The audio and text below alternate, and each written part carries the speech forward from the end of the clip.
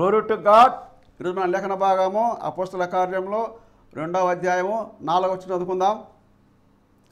అందరూ పరిశుద్ధాత్మ నిన్నవారై ఆ ఆత్మ వారికి వాక్శక్తి అనుగ్రహించిన కొలది అన్య భాషతో మాట్లాడసాగిరి. ఆమేన్. దేవునికి స్తోత్రం. హల్లెలూయా, హల్లెలూయా, హల్లెలూయా. స్తోత్రం, స్తోత్రం. మన ప్రభువును ప్రియరక్షకుడైనటువంటి నజరేయుడైన యేసు క్రీస్తు ప్రశస్తమైన దివ్యమైన నామంలో శాంతి టీవీలో ప్రసారమవుతున్నటువంటి ఆయన హెచ్చవలసి ఉన్నది, హీ మస్ట్ ఇంక్రీజ్ అనేటువంటి అనుదిన ఆత్మీయ కార్యక్రమాన్ని వీక్షించడానికి సిద్ధంగా ఉన్న వీక్షిస్తున్నటువంటి ఆత్మీయ బంధువులైన మీ అందరికీ నా హృదయపు లోతులోంచి ప్రత్యేకమైన వందనాలు తెలియజేస్తున్నాను. స్తోత్రం, స్తోత్రం. హల్లెలూయా. ఈ కార్యక్రమాలు మీ ఆత్మీయ జీవితానికి ప్రయోజనాన్ని చేకూర్చగలవని మేము భావిస్తున్నాం. ఆత్మీయ క్షేమాభివృద్ధి చెందాలి. ఆత్మీయంగా క్షీణించిపోతున్నారు చాలామంది. గ్రో కావడం లేదు, ఇంక్రీజ్ కావడం లేదు, ఇంప్రూవ్ కావడం లేదు, డిక్రీజ్ అవుతున్నారు, వీక్ అయిపోతున్నారు. కాబట్టి మీ ఆత్మీయ క్షేమం కోసమే, ఎవరో ఒకరి పబ్లిసిటీ కోసం కాదు, నా పబ్లిసిటీ కోసమో చర్చ్ యొక్క గ్రోత్ కోసం కాదు. ఈ మాటలు ఎవరో ఒకరు వింటారు, వినాలి. దేవుడు వినిపింపజేస్తాడు, విని వాళ్ళ జీవితాల్లో దేవుడు కార్యం చేస్తాడు. స్తోత్రం. ఈ ఆహారము నీళ్ల మీద వేయము, అది అనేక దినముల తర్వాత కనిపిస్తుందని దేవుని వాక్యంలో రాయబడింది. స్తోత్రం. హల్లెలూయా. ప్రభునందు మా ప్రయాసం, మీ ప్రయాసం, ఎవరి ప్రయాసమైనా కానీ వ్యర్థము కానే కాదు. కాబట్టి ఈ ప్రయాసము ప్రతిఫలాన్ని తెస్తుంది. ఈ ప్రయాసము ప్రభువుని బట్టి కలిగింది. ఈ ప్రయాసంలో సనుక్కోవడం కొనుక్కోవడం అంటూ లేదు. ఈ ప్రయాసం ప్రేమతో చేస్తున్నాం, భరిస్తున్నాం, సహిస్తున్నాం. అంతా మన మంచి కొరకే అని భావిస్తున్నాం. స్తోత్రం, స్తోత్రం, స్తోత్రం. గత ఎపిసోడ్లో మనం వాక్శక్తిని గురించి, ద పవర్ టు అటర్, అనగా దేవుడు మాటలను అందించినప్పుడు ఆ మాటలను వాళ్ళు పలికారు. అనే భాష అంటే ఏ భాష అని అడగొద్దు. అన్యుల భాష అని కూడా కాదు, అన్యమైన భాష, అయినటువంటి భాష కాకుండా పరాయి భాష అని అర్థం. వీటిలోకి మనం ఎక్కువ వివరాల్లోకి వెళ్ళలేదు, ఎందుకంటే ఈ అన్య భాషలని వీటిని వివరిస్తున్నప్పుడు వీటి గురించి రకరకాల డిబేట్స్ జరుగుతూ ఉన్నాయి. రకరకాల భేదాభిప్రాయాలు, భిన్నాభిప్రాయాలు ఉంటున్నాయి. కనుక ఆ టెక్స్ట్ని, లేకపోతే మనకు చదువుకునే వాక్య భాగాల్ని జాగ్రత్తగా మనము అర్థం చేసుకోవడానికి ప్రయత్నం చేస్తాం. నిన్నటి దినం మనం ఆలోచించిన మాటలు, దేవుడు వాక్శక్తిని అనుగ్రహించే దేవుడు, నోటిని పెట్టినవాడు, నోటిలో మాటను పెట్టగలిగినవాడు, అగ్ని వంటి మాటలు కలిగినవాడు, ఆ మాటలు మనకు అందించగలిగినవాడు, మన పెదవులను కాల్చగలిగినవాడు, పవిత్రపరచగలిగినవాడు, మనకు నూతనమైన భాష, పవిత్రమైన భాష అనుగ్రహించగలిగినవాడు. స్తోత్రం. హల్లెలూయా, స్తోత్రం. ఒక సందర్భంలో పాత నిబంధనలో మనం గమనిస్తే, ధనము వెనకాల వెళ్ళినటువంటి సోదెగాడుగా పిలువబడినటువంటి సోదెగాళ్ళు చాలామంది ఉన్నారు సంఘాల్లో. నేటి దినాల్లో సోదెగాళ్ళు ఎక్కువైపోతున్నారు. ఎవరు, ఏంటి, ఎందుకు అనేటువంటి వివరాలకు మనం అడగలేదు. బిలామును గురించి సోదిగాడు అని రాయబడింది. సంపాదన అనేటువంటి దృష్టితో ముందుకు సాగేవాడు సోదిగాడే. సృష్టికర్త దేవుడు అనేటువంటి ఆలోచనతో ఉన్నవాడు వాడు సోదిగాడు కాదు, వాడు సేవకుడు. సేవకుడివా, సోదిగాడివా? సోది చెప్పేవాళ్ళు ఉన్నారు మనకు అక్కడక్కడ గ్రామాల్లో, పాటలు పాడుతూ, ఏదో చూస్తూ, ఏదో దరువులు కొడుతూ, సంగీతాన్ని వాయిస్తూ, ఏదో కాలజ్ఞానంలాగా ఏదో జోస్యాలు చెప్పేవాళ్ళు. ప్రవక్త అని పిలువబడవలసిన వాడు సోదిగాడు అని పిలువబడ్డాడు. సేవకుడుగా పిలువబడాల్సిన వాడు సోదిగాడుగా పిలువబడ్డాడు. ఇది ఎంత విచారకరం. సోదిగాడుగా పిలువబడ్డవాడు బలా నమ్మకమైన మంచి దాసుడు అని పిలువబడే అవకాశం లేదు. స్తోత్రం, సోదెగాడు అనే ముద్ర పడిన తర్వాత. కాబట్టి నకిలీ ప్రవచనాలు చెప్పి ప్రజలను మోసం చేస్తుంటే చాలా చోట్ల ఇటువంటి మోసాలు జరుగుతున్నాయి. వీళ్ళు చెప్తున్నారు, వాళ్ళు వింటున్నారు. అబద్ధ ప్రవక్తలు, ఫాల్స్ ప్రాఫిట్స్. ఇంతకు ముందున్న దానికన్నా ఇప్పుడు అనేక మంది అబద్ధ ప్రవక్తలు ఉన్నారు. పాజిటివ్ వర్డ్స్ పలికేటువంటి వాళ్ళు, ప్రిడిక్షన్స్ చెప్పేవాళ్ళు, నాకు అది బయలుపరచబడింది, ఇది బయలుపరచబడింది అని చెప్పేవాళ్ళు. దేవుని స్తోత్రం. మనం ఆలోచించాలి. గాడిదకు వాక్శక్తిని అనుగ్రహించాడు, కనిపెట్టినటువంటి వాళ్ళకి వాక్శక్తిని అనుగ్రహించారు. వాళ్ళు అనే భాషలు మాట్లాడారు. వాక్శక్తి అనుగ్రహించినప్పుడు అన్ని భాషలు మాట్లాడడం మాత్రమే కాదు, వాక్శక్తిని అనుగ్రహించినప్పుడు పాడడము, ఇలా వేరు వేరు అనుభవాల్లోకి వెళ్ళిపోవచ్చు. వాక్శక్తి. మూడవది, పేతురుకు ఆయన వాక్శక్తిని అనుగ్రహించాడు. మనం మాట్లాడా వద్దా, మాట్లాడితే ఏమవుతుందో, మాట్లాడితే ఏమైనా ప్రశ్నిస్తారేమో అనేటువంటి ఆలోచనలకు తావివ్వకుండా ధైర్యంగా, spirit prompted him, spirit of God inspired him to speak, to talk with the people or to address the people.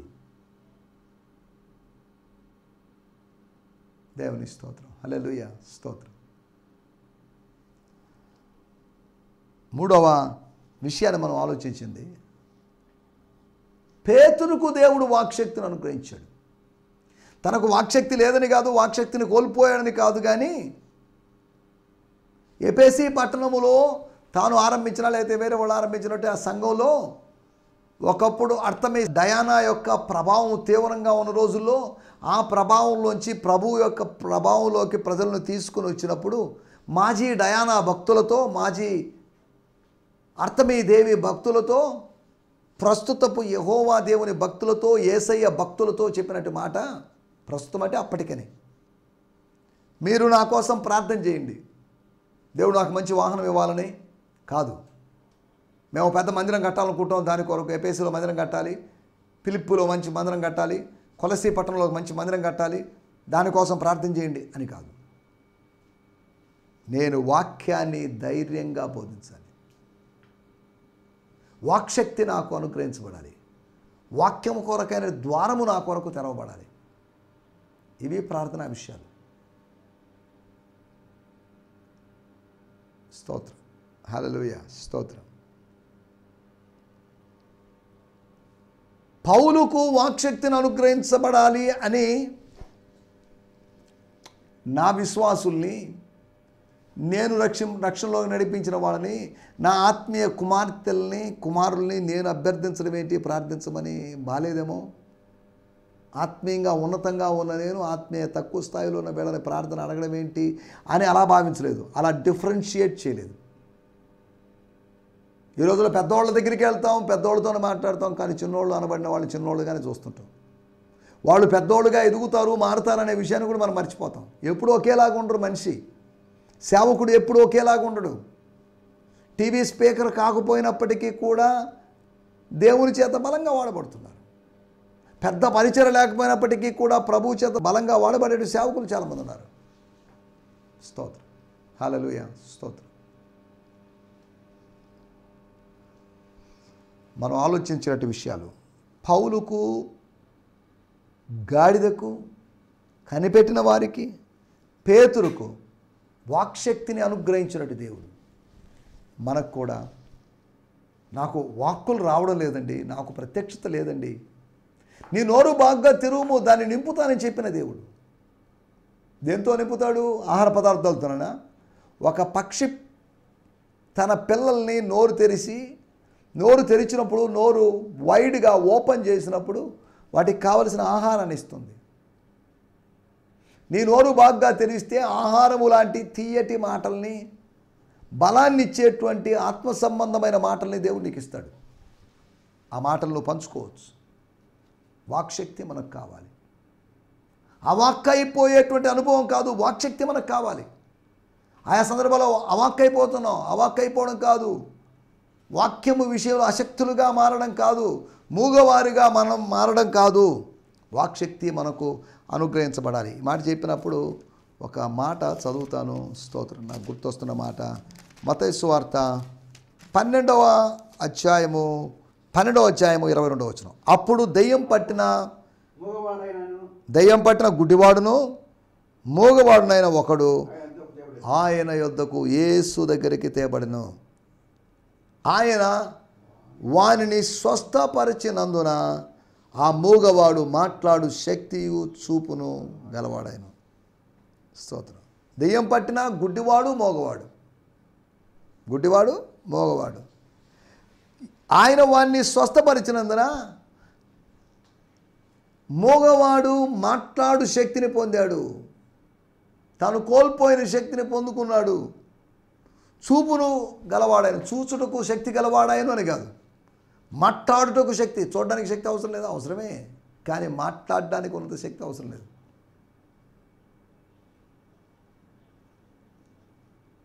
ఎన్ని దినాలుగానో ఏంటో మరి తెలీదు. ఈ దెయ్యం బట్టి 2 విధాలైన దెయ్యం. గుడ్డితనాన్ని కలుగు చేసిన దెయ్యము, మూగతనాన్ని కలుగు చేసిన దెయ్యం. అనగా చూడనివ్వని దెయ్యం, మాట్లాడనివ్వని దెయ్యం. ఇటువంటి దెయ్యం, ఇటువంటి దురాత్మ వాణ్ణి స్వస్థపరిచినందున ఆ మూగవాడు మాట్లాడు శక్తి చూపును గలవాడాయను. దేవుని స్తోత్రం. అందుకు ప్రజలందరూ విస్మయం పొంది ఈయన దావీదు కుమారుడు కాడా అని చెప్పుకొని చుండ్రి. స్తోత్రం. ఈయన దావీదు కుమారుడు కాడా? ఎవరు చెప్పలేదు. నేను దావీదు కుమారుడే ఆయన చెప్పుకోలేదు. కానీ దావీదు కుమారుడే కదా, కుమారుడేమో అన్నట్టుగా అనిపిస్తుంది. అనడంలో ఉద్దేశం ఏంటి? దావీదు కుమారుడు అంటే మెస్సియా ఎటువంటి అద్భుతాలు చేస్తాడు. ఈయన మామూలు మనిషి అయితే అద్భుతాలు చేయలేడు అని వాళ్ళు పరోక్షంగా యేసుకు దేవత్వాన్ని ఆరోపించడమే, దేవత్వం కలిగి ప్రవర్తించినట్టు యేసును దేవుని కుమారుడుగా వాళ్ళు అంగీకరించడమే. స్తోత్రం, స్తోత్రం, స్తోత్రం. వాక్శక్తిని గురించి మనం గత ఎపిసోడ్లో మనం మాట్లాడుకున్నాం. రండి మనం మరలా ధ్యానించుకుందాం దేవుని వాక్యాన్ని. మరలా ధ్యానించుకుందామంటే నిన్న మొన్న ధ్యానించుకున్నటువంటి అదే లేఖన భాగాన్ని, అనగా అదే మూల వాక్యాన్ని, అనగా అపోస్తుల కార్యములు 2వ అధ్యాయము 4వ వచనం. నిన్న కూడా అదే ధ్యానించాం, మొన్న కూడా అదే ధ్యానించాం. వాటిని మరలా ఆ వచనాన్ని ధ్యానించుకుందాం. అందరూ పరిశుద్ధాత్మతో నిండిన వారై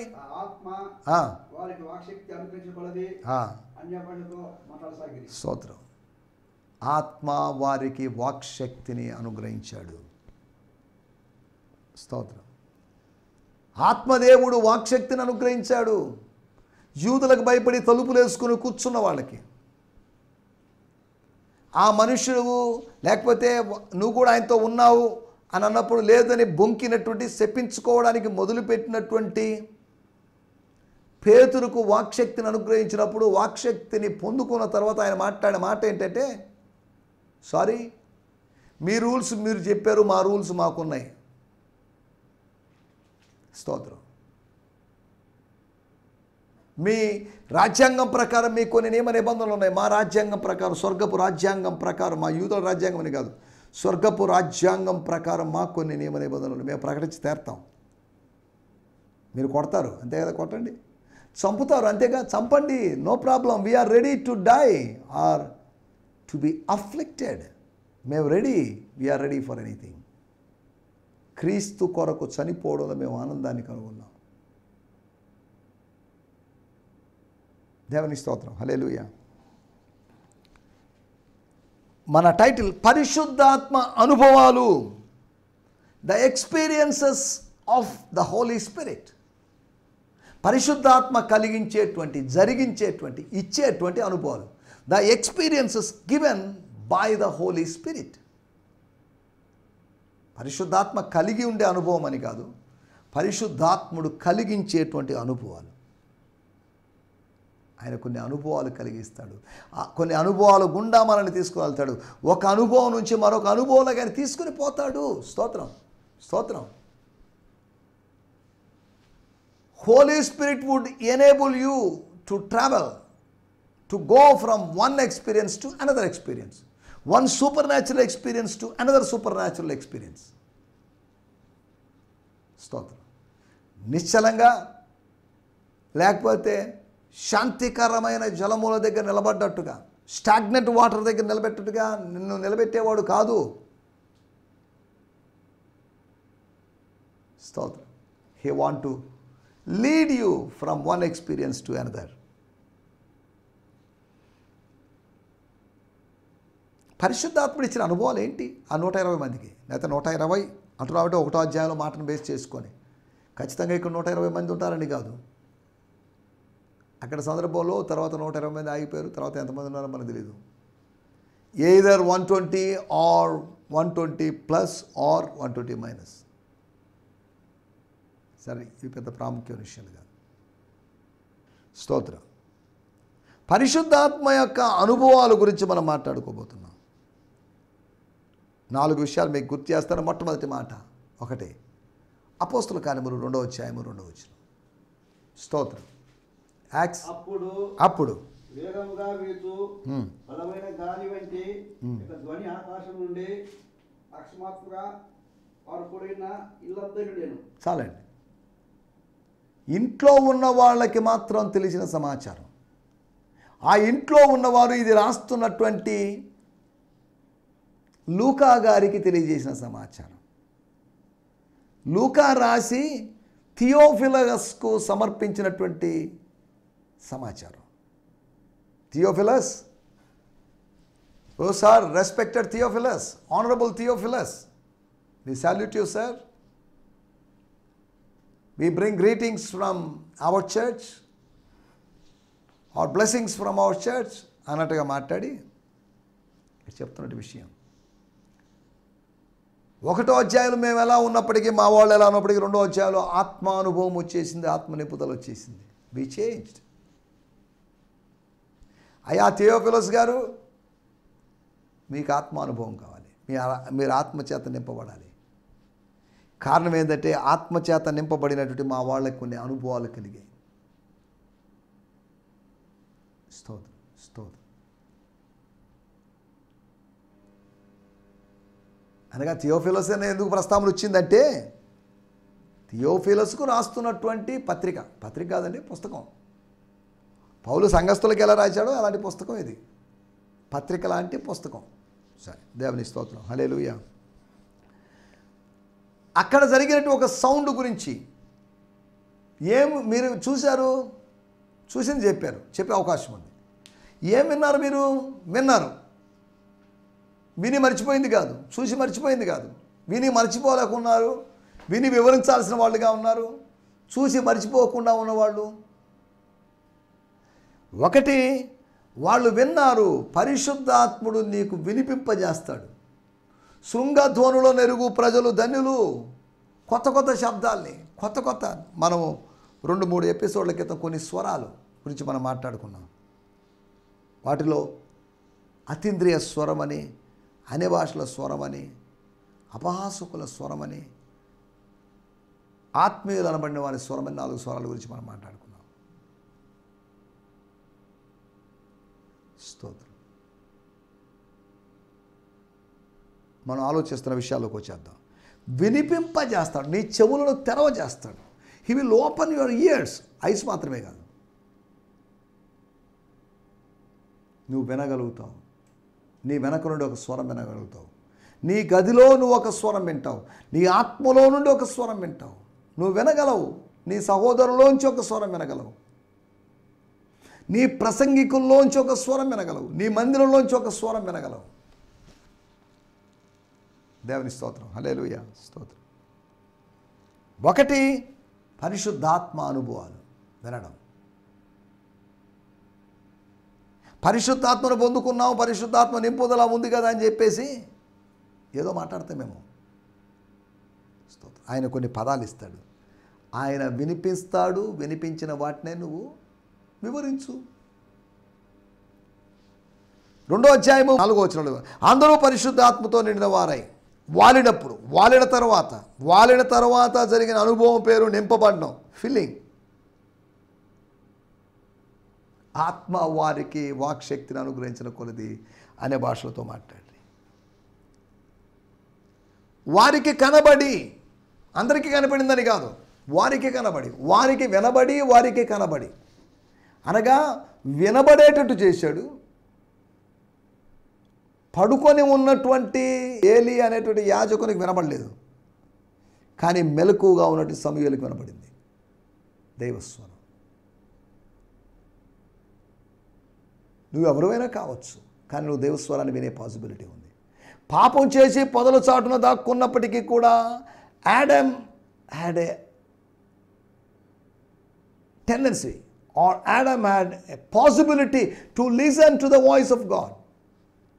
సరే, పాపం వల్ల అపరాధం వల్ల చచ్చిపోతారు కదా, మళ్ళీ ఎలా స్వరం వింటారు అనే విషయాలు మనం ఇప్పుడు వాటి గురించి మాట్లాడుకునే సమయం లేదు. ఒకటి వినడం జరుగుతుంది ఆత్మానుభవంలో, పరిశుద్ధాత్మ అనుభవాల్లో జరిగే విషయం, నువ్వు వింటావు. రెండోది నువ్వు కంటావు, అనగా వీక్షిస్తావు. ఏం వీక్షించారు మీరు? ఏమండి ఏం వీక్షించారు మీరు? విన్నారు, సరే బాగానే ఉంది. ఏం వీక్షించారంటే అగ్ని జ్వాలల వంటి నాలుకలు విభాగింపబడినట్లుగా వారికి కనబడి, వారందరికి కనబడి. స్తోత్రం, స్తోత్రం, హల్లెలూయా. మూడో విషయం, 2వ అధ్యాయము 4వ వచనం. అందరూ పరిశుద్ధాత్మతో నిండిన వారై. అక్కడ రాయబడిన మాట ఒక్కొక్కని మీద వాలగా ఏంటి? దానికే 3, 4 మనం కలిసి చదువుతున్నాం. దాన్నే మనం కొద్దిగా అర్థం చేసుకోవడానికి నేను చదువుతాను. 2వ అధ్యాయము 3వ వచనంలో, and divided flames like fire appear to them and rested on each of them. రాలగా కాదు, రెస్టెడ్ ఆన్ దెమ్, అనగా వాళ్ళ మీద రెస్ట్ అయ్యాడు. మన మీద రెస్ట్ అవుతాడు ఆయన. మన మీద వాలడం అంటే దాని అర్థం మనలో, అదే మన మీద ఉంటాడు, మన లోపల ఉంటాడు, మనలో స్టే చేస్తాడు, మనలో నివసిస్తాడు. Resting upon. ఆయనకు విశ్రాంతి అవసరం లేదు. ఆయన కునికేవాడు కాదు, నిద్రపోయేవాడు కాదు. హీ రెస్ట్ అంటే ఆయన మన మీద ఉంటాడు. దేవుని స్తోత్రం, హల్లెలూయా. 2వ అధ్యాయము 4వ వచనంలో రాయబడినట్టు మాట అదే 3వ వచనంలో కూడా. Then all at once a pillar of fire appeared before their eyes. It separated into tongues of fire that engulfed each one of them. Engulfed అని రాయబడింది. స్తోత్రం. అనగా రెస్టెడ్ ఓవర్ దెమ్, వారి మీద నిలిచింది. రాలిందని కాదు, నిలిచింది. అనగా నీవు పరిశుద్ధాత్మకు వేదిక అవుతావు. You become a platform or a dance for the Holy Spirit. అనగా వేదిక అవ్వడం. I become a platform. I'm a person but I become a platform for the Holy Spirit. నువ్వు నేను పరిశుద్ధాత్మకు వేదికగా మారచ్చు. అనగా పరిశుద్ధాత్మ మనల్ని వినియోగించుకునేటట్టుగా ఆయన చేతికి మనల్ని అప్పగించుకోవచ్చు. స్తోత్రం. పరిశుద్ధాత్మను గురించి చెప్పినప్పుడు జాన్ మెకార్థర్ గారు ఆయన చెప్పినట్టు మాట, లేదా ఆయన ఏకంగా పుస్తకమే రాశాడు. సైలెంట్ షెపర్డ్ అనేటువంటి ఒక పుస్తకం రాశాడు.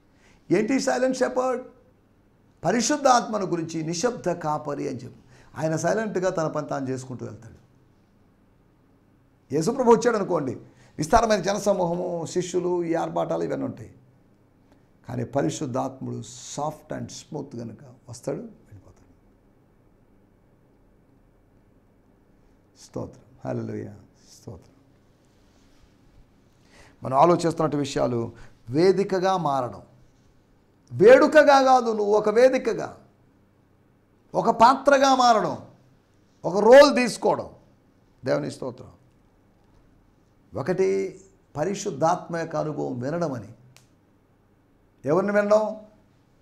ఈయన నా ప్రియకుమారుడు, ఈయనందు నేను బహుగా ఆనంద. ఈయన మాట వినుడి. Listen to Jesus.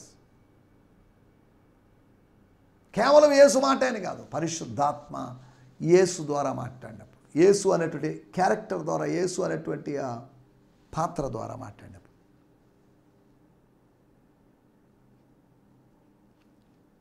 స్తోత్రం, హల్లెలూయా, స్తోత్రం. 4వ విషయం, 2వ అధ్యాయము 11వ వచనం. స్తోత్రం. క్రేతీలు, అరబీలు మొదలైన మనమందరమును వీరు మన భాషతో దేవుని గొప్ప కార్యమును వివరించుచున్నామని చెప్పుకునేది. దేవుని స్తోత్రం, హల్లెలూయా, స్తోత్రం. North Central Turkey, Southern Turkey, Egypt, Libyans who are neighbors of Cyrene, visitors from all over the Roman Empire, both Jews and converts to Judaism, క్రేటన్స్ అనగా క్రేతీయులు అండ్ అరబ్స్. నాలుగోది, వాళ్ళు ఏం చేస్తున్నారట? వాళ్ళు ఆత్మను పొందుకొని మౌనంగా ఉన్నారని కాదు, కొనుక్కుంటున్నారు, సనుక్కుంటున్నారని కాదు. ఏం జరిగింది అక్కడ? వీరు వివరిస్తున్నారు, వివరించడం మనం వింటున్నాం. వీరి వివరణ వాస్తవం, వీరు వివరిస్తున్నారన్నది వాస్తవం. మేము విని ఉన్నాం, వింటూ ఉన్నాం. దేవుని స్తోత్రం, హల్లెలూయా. వివరించగలిగేటట్టు చేస్తాడు. వివరించగలమా నీ ప్రేమను? వివరించలేను, వర్ణించలేను అని ఇలాంటి పాటలు ఉన్నాయి. పాటలు తప్పడం లేదు నేను. పరిశుద్ధాత్మ యొక్క అనుభవాలు, పరిశుద్ధాత్ముడు చేసేటువంటి పనులు నా జీవితాల్లో, లేకపోతే ఆది అపోస్తుల జీవితంలో చేసినటువంటి విషయాల గురించి మనం మాట్లాడుకున్నాం. వారికి వినిపింపజేశాడు, వారు వీక్షింపజేసేటట్టు చేశాడు, వారిని వేదికగా వాడుకున్నాడు, వారిని వాడుకున్నాడు ఆయన. స్తోత్రం, స్తోత్రం. అంతేకాకుండా వారు బోధకులు కాదు, వారు ప్రసంగికులు కాదు, అయినప్పటికీ కూడా స్తోత్రం, వారిని గురించి చెప్పండి మాట, వారు వివరించారని దేవుని కార్యాల గురించి. స్తోత్రం. నా మాటలు నేను ఇక్కడ ముగించేస్తున్నాను. వీక్షించేటువంటి అనుభవం, వినిపించబడేటువంటి అనుభవం, వేదిక అయ్యేటువంటి అనుభవం, వివరించేటువంటి అనుభవం, ఈ 4 అనుభవాలు నా జీవితాల్లో ఉండాలి. ఆత్మకార్యాలు, ఆత్మానుభవాలు మన జీవితాల్లో ఉండాలని కోరుకుంటూ నా మాటలు నేను ఇక్కడ ముగిస్తున్నాను. దేవునికి స్తోత్రం. హల్లెలూయా, హల్లెలూయా. మీ అందరికీ వందనాలండి. స్తోత్రం.